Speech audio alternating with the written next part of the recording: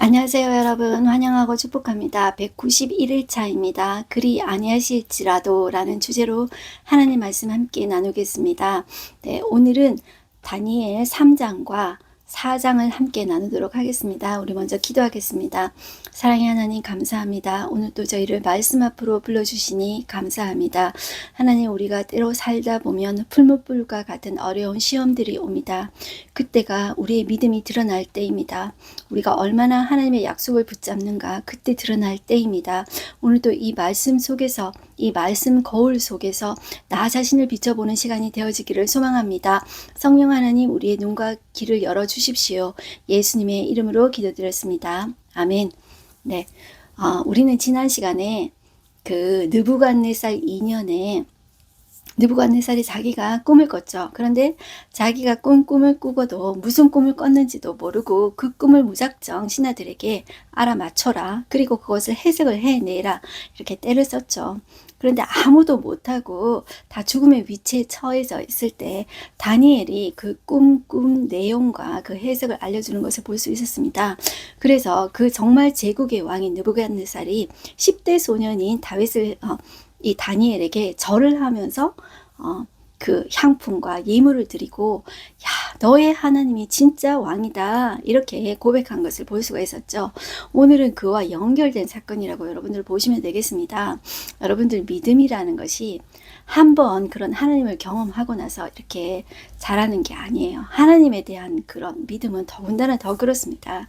그래서 그 느부갓네살이 꿈을 꿨잖아요. 그때 그 신상에 대한 꿈을 꿨죠. 그러면서 머리는 바벨론 왕이신 당신이십니다. 느부갓네살 당신이십니다. 그리고 그 이후에 은혜 나라가 올 것이며 그것이 바사가 제국이 될 것이다. 그것을 이야기했고, 그 다음에 그 다음에 그 다음에 철과 재능이 섞이는 그런 이렇게 신상을 보았잖아요. 자, 그러니 이 느부갓네살은 어떻게 생각하냐면 그 신상 전체를 금으로 만들어 버립니다. 그리고 거기 절하를 하라는 것이죠. 그것이 오늘 나오는 다니엘 3장에 나오는 사건이 되게 됩니다. 그러니 여러분들, 한 번 어떤 믿음의 고백을 했다고 해서 사람이 있잖아요, 이렇게 싹 바뀌는 게 아니에요. 오늘도 느부갓네살이 일어난 과정을 보면서 우리 자신을 보는 그런 시간이 되었으면 좋겠어요. 3장을 펴시고요. 3장 1절에 보시면 느부갓네살 왕이 금으로 신상을 만들었으니 높이는 60규빗이요 너비는 6규빗이라 그것을 바벨론 지방의 두라 평지에 세웠더라. 이렇게 이야기하고 있죠. 높이가 이것이 우리가 이제 60규빗 이렇게 하면 감이 잘 안 오잖아요. 이 높이가 27m입니다. 이것은 우리 10층짜리 건축물에 해당된다고 여러분들 볼 수 있어요. 그러니까 그 신상 전체를 금으로 어마어마하게 여러분들 세우다 볼 수 있죠. 우리 서울에 보면은 그 시내 봉은사라고 있습니다. 거기에 그 불상이 있는데 그게 한 23m 정도 된다고 해요. 저는 그걸 보지는 못했는데 이 불상 같은 것도 어마어마하게 크게 짓잖아요. 그런데 이 느부갓네살 왕이 자기 신상을 세웠는데 그게 10층짜리 건축물 그 높이 정도로 세웠다는 것이죠. 자기 자신을 이제 우상화하는 모습을 볼 수가 있죠. 2절 보시면 느부갓네살 왕이 사람을 보내어 총독과 수령과 행정관과 모사와 재무관과 재판관과 법률사와 각 지방 모든 관원을 느부갓네살 왕이 세운 신상에 낙성식에 참석하게 했습니다. 자, 낙성식에 다 이제 참석하게 되니까, 자, 다니엘과 이제 다니엘의 새 친구들도 이렇게 참석해야 되는 그런 일들이 있었겠죠. 자, 그러면서 모든 악기들을 다 동원해서 그 악기 소리가 나면 이 느부갓네살 왕이 세운 금신상에게 절을 하라. 그렇게 이제 명령을 내린 것이죠. 그리고 6절 보시면 누구든지 엎드려 절하지 아니하는 자는 즉각 심판을 하겠다는 것입니다. 맹렬히 타는 풀무불에 던져 넣으리라 하였더라. 자, 그래서 모든 백성과 나라들과 각 언어를 말하는 자들이 나팔과 피리와 수금과 사명금과 양금과 모든 악기 소리를 듣자 곧 느부갓네살 왕이 세운 금신상에게 엎드려 절했다는 것이죠. 자, 그런데 8절에 보시면 호시탐탐 이 바벨론의 이 신하들은 이 외국에서 온 이 어린 소년들이 자기들 위에 이렇게 높이 올라가는 것을 좋아했겠습니까? 자, 이제 참소하는 것이죠. 8절에 보시면 그때 어떤 갈대아 사람들이 나와 유다 사람들을 참소하니라 이렇게 이야기하고 있죠. 자, 그들이 어쩌고 저쩌고 이제 왕에게 이야기하는 것입니다. 왕이 이렇게 하지 않았습니까? 그런데 왕이시여 보옵소서. 12절 볼게요. 이제 몇 유다 사람, 특히 이제 사드락 메삭 아벳느고를 집어넣은 것이죠. 왕이 세워 바벨론 지방을 다스리게 하신 자, 이거는 왕이여, 이 사람들이 왕을 높이지 아니하며 왕의 신들을 섬기지 아니하며 왕이 세우신 금신상에 절하지 아니하나이다. 이렇게 하니까 느부갓네살이 완전히 대노합니다. 그래서 끌고 오라 이렇게 이야기하죠. 그러면서 15절에 보시면 이제라도 너희가 준비하였다가 이런 악기 소리가 들리면 자 절을 해라. 내가 봐준다. 절하면 좋거니와 너희가 만일 절하지 아니하면 즉시 너희를 맹렬히 타는 풀무불 가운데 던져 넣을 것이니 능히 너희를 내 손에서 건져낼 신이 누구이겠느냐. 이렇게 이제 엄포를 놓는 것이죠. 자 16절을 보시면 이 사드락과 메삭과 아벳느고는 이렇게 대답합니다. 왕이라고 절대로 쫄지 않습니다. 그는 세상의 왕을 보는 것이 아니라 역사의 주관자이신 진정한 왕이신 보이지 않는 하나님을 본 것이죠. 그러면서 이렇게 대답하는 것입니다. 느부갓네살이여 우리가 이 일에 대하여 왕에게 대답할 필요가 없나이다. 왕이여 우리가 섬기는 하나님이 계시다면 우리를 맹렬히 타는 풀무불 가운데에서 능히 건져내시겠고 왕의 손에도 건져내시리이다. 그렇게 하지 아니하실지라도 왕이여 우리가 왕의 신들을 섬기지도 아니하고 왕이 세우신 금신상에게 절하지도 아니할 줄을 아옵소서. 감히 왕에게 이렇게 말을 한 것입니다. 그러니 이 느부갓네살이 분이 가득해서 얼굴빛을 바꿨다고 하죠. 그리고 명령해서 뜨겁게 하기를 평소보다 7배나 더 뜨겁게 해라 하고 자, 이 극렬히 타는 풀무불 가운데 이제 던졌습니다. 자, 그 풀무불이 심히 뜨거워서 그 붙든 사람들, 사드락과 메삭과 아벳느고를 붙든 사람들을 불에 태워 죽일 정도로 불이 뜨거웠다. 이것이 나오는데 23절 보시면 이 세 사람 사드락과 메삭과 아벳느고는 결박된 채 맹렬히 타는 풀무불 가운데 떨어졌어요. 자, 그런데 자, 어떤 광경이 일어났냐 하면은 그 세 사람 말고 또 다른 어떤 사람의 모습이 보인 거예요. 그래서 25절 보실까요? 왕이 또 말하여 이르되 내가 보니 결박되지 아니한 네 사람이 불 가운데로 다니는데 상하지도 아니하였고 그 넷째 모양은 신들의 아들과 같도다 하고 이렇게 나오죠. 자, 이것이 신들의 아들의 모습과 같다. 이것이 뭐 예수님이다. 성육시간 하신 예수님이다. 또는 뭐 천사다. 이렇게 이제 말을 이제 할 수는 있습니다. 그런데 확실히는 모르지만 이 가운데 하나님께서 하시는 메시지는 동일합니다. 그것은 뭐냐 하면 하나님은 그 풀무불을 없애주지 않아요. 풀무불 같은 시험을 우리에게 없애주지 않고 그 풀무불 같은 시험 가운데 우리와 함께 하시는 하나님이라는 거예요. 그 하나님은 임마누엘의 하나님이라는 것입니다.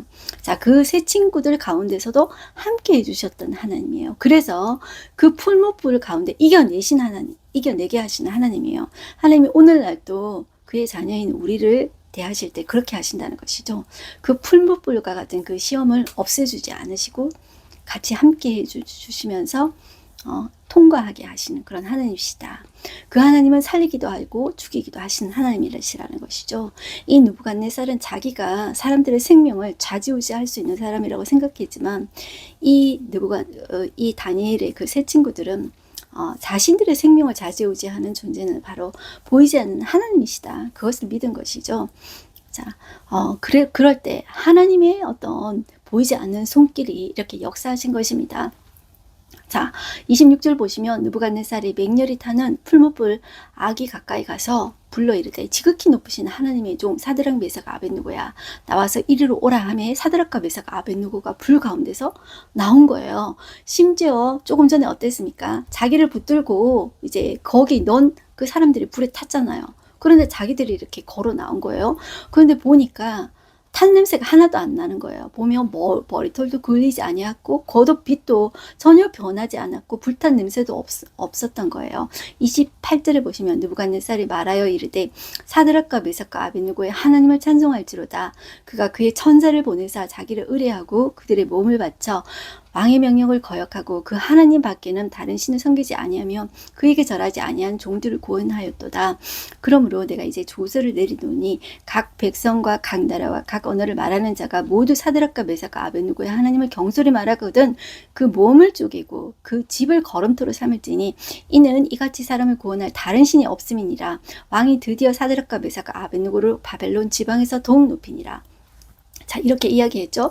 그렇지만 여전히 지금 이 느부갓네살 왕의 고백을 보십시오. 어떤 고백이냐 하면은 사드락과 메삭과 아벳느고의 하나님께 경솔히 말하면 내가 몸을 쪼개고 거름토로 삼는다. 그 집을 거름토로 삼는다 했죠. 여전히 나의 하나님은 아닌 거예요. 그렇게 그 하나님에 대해서 정말 이 기적을 봤잖아요. 자기 눈으로 봤잖아요. 그런데 여전히 나의 하나님은 아닌 것이죠.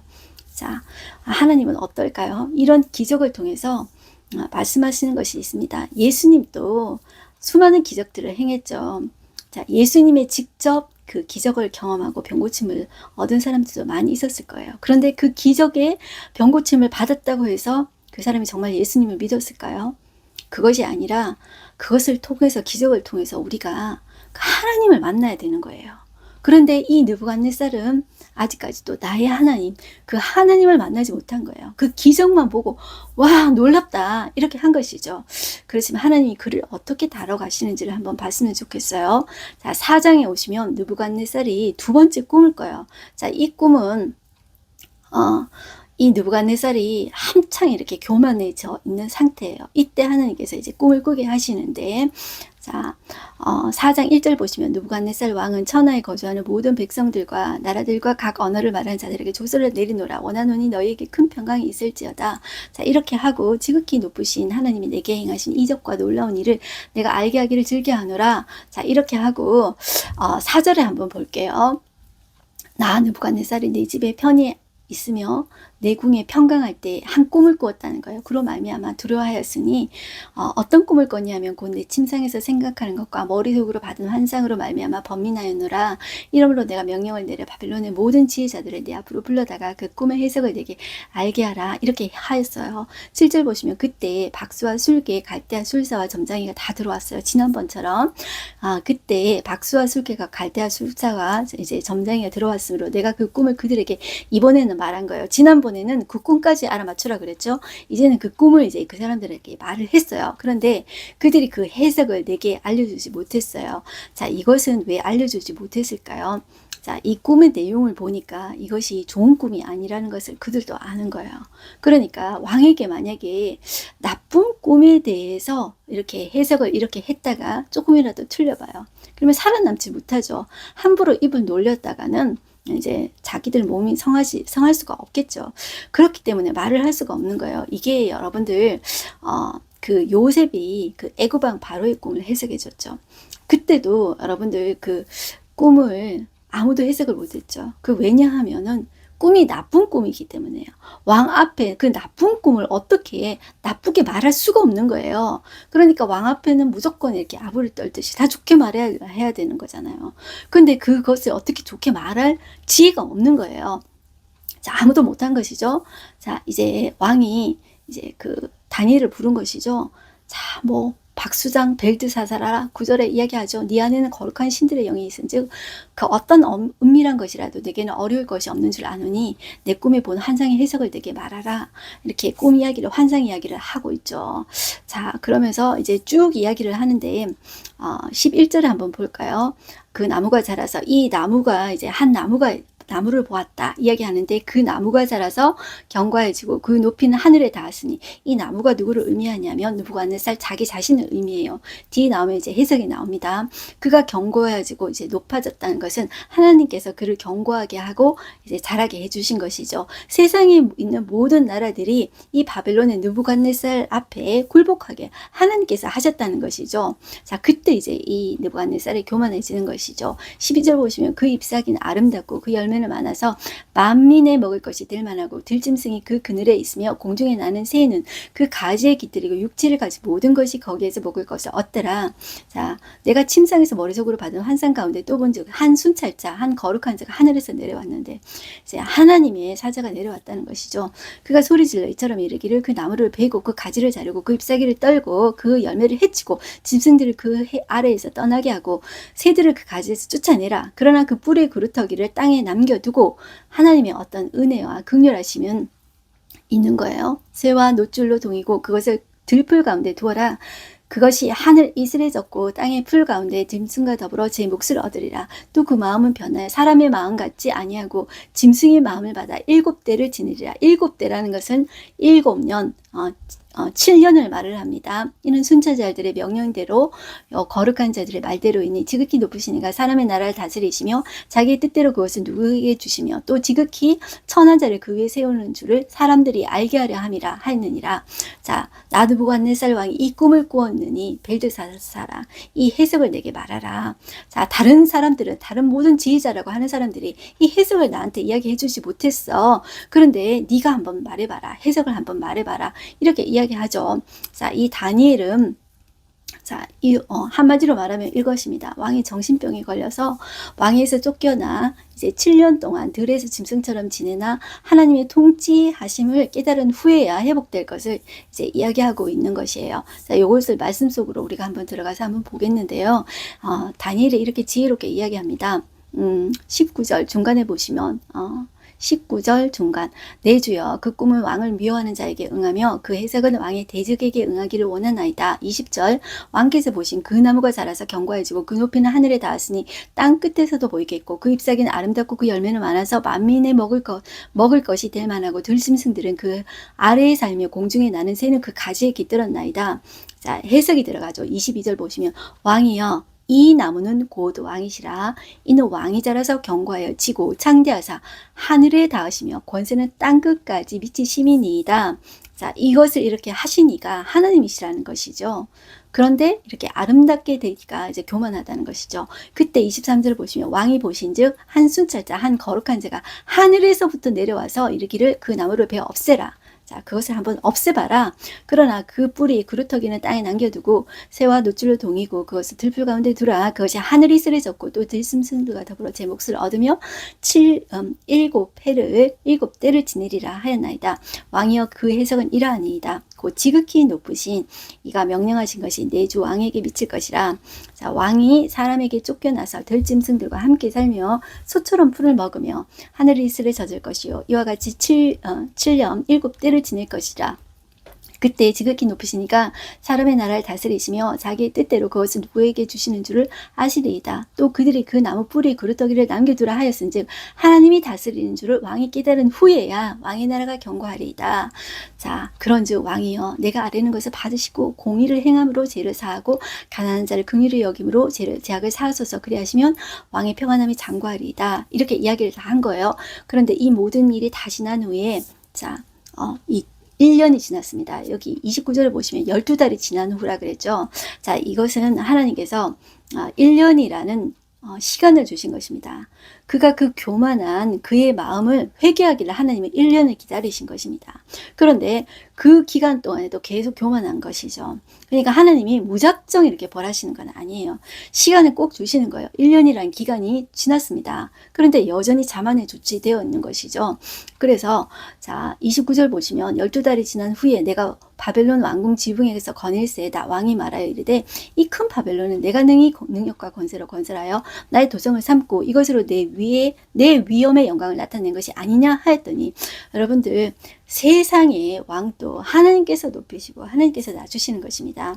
이 하나님의 나라 하나님의 교회뿐만 아니라 이 이스라엘뿐만 아니라 세상 모든 나라도 하나님이 주관자 되신다는 것입니다. 그런데 이 바벨론의 느부갓네살 왕이 이렇게 교만해졌을 때 하나님께서 낮추시는 것을 보십시오.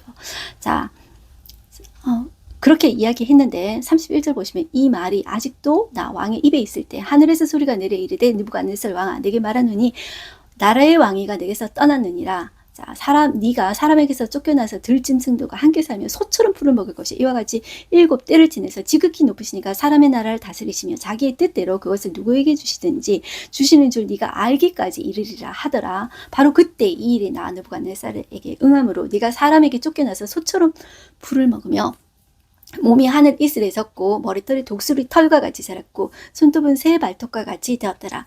자, 여러분들 이게 참 생소하게 느껴지시죠? 그런데 실제로 이런 병이 있습니다.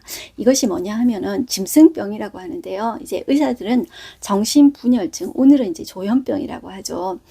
같은 어떤 정신질환을 의미한다고 해요. 그런데 이 짐승병이라고 말을 하는 이런 병은 자신을 짐승이라고 생각해요. 그래서 실제로 우광병이라고 하는 병이 있어요. 우는 소우자예요. 이제 광자는 미칠 광이래요. 그러니까 내가 소다라고 생각하는 사람이 있대요. 그래서 내가 소다라고 생각하고 네 발로 기어서 소처럼 풀을 뜯어요.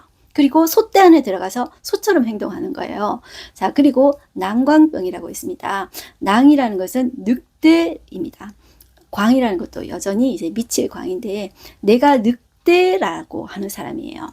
늑대 소년 많이 들어보셨죠? 이런 이야기는 왜 영화에도 이런 거 나오잖아요. 내가 점점 늑대로 변한다. 그렇게 해서 늑대처럼 울부짖는 거예요. 늑대처럼 이렇게 기어다니고 늑대처럼 이제 나무가 우거진 곳에서 이제 거기 들어가서 사는 거예요. 그리고 어떤 사람들은 이제 영화를 많이 봤는지 내가 뱀파이어다라고 생각하는 사람들이 있대요. 그래서 실제로 그 치아 있잖아. 이빨을 뱀파이어처럼 이렇게 이식하고 뱀파이어처럼 이렇게 수술을 한대요. 그렇게 성형 수술을 하는 사람도 있대요. 그리고 또 어떤 사람은 내가 새다라고 생각을 하고 실제로 성형 수술을 그렇게 하는 사람들이 있대요. 그리고 어떤 사람은 내가 뱀이다 생각하고 자, 혀를 이렇게 갈라가지고 뱀처럼 있잖아요. 이렇게 갈라지게 이렇게 수술도 한대요. 이런 사람들이 어떤 정신질환의 일종이라고 해요. 그런데 실제로 이런 사람들이 미국의 휴스턴의 텍사스주의 휴스턴에 가면 이런 사람들이 자신을 테리안이라고 하면서 3,000명 정도가 모여서 산대요. 거기에 이제 있는 수장은 자기가 뱀파이어라고 한대요. 자, 이런 것들이 정신분열증의 일종이라고 해요. 그런데 자신들은 그렇게 생각하지 않죠. 자신들도 어떤 소수라고 생각하면서 소수의 권리를 주장하겠죠. 정상이라고 생각하겠죠. 그런데 이것이 이제 조현병, 정신분열증의 일종이라는 것입니다. 자, 이것을 느부갓네살이 7년 동안 알았다는 것이죠. 자기가 어떨 때 교만할 때. 그래서 하나님은 교만한 자를 발견하여 낮추시는 분이십니다. 교만할 때가 제일 조심해야 될 때라는 것입니다. 그래서 하나님이 높여주셨을 때 내가 박수받고 사람들한테 칭찬받고 나를 과시하는 것이 아니라 누구를 높여야 되냐면 바로 하나님을 높여야 된다는 것이죠. 그러니까 우리가 이게 높이 올라갈 때 너무너무 우리가 조심해야 되는 거예요. 사람 앞에 박수받는 거 진짜 조심해야 되는 거예요. 그래서 이 말씀이 두려운 줄을 알면 우리가 정말 하나님 앞에서 보이지 않는 하나님 앞에서 겸손할 수밖에 없는 거예요. 그래서 우리가 정말로 이것을 보면서 야, 정말 교만은 패망의 선봉이구나. 그걸 우리가 정말로 이렇게 고백해야 돼요. 자, 7년 동안 그렇게 살았다는 것이죠.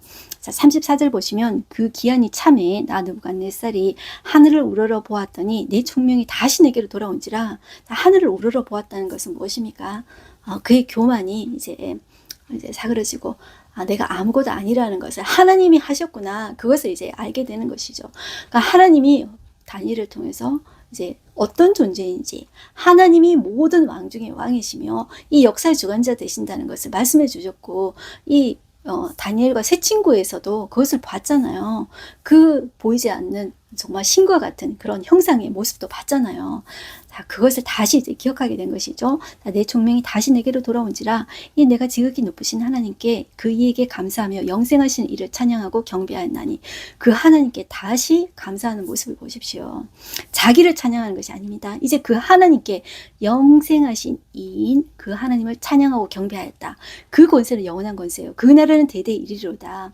자, 영원한 나라는 하나님의 나라라는 것입니다.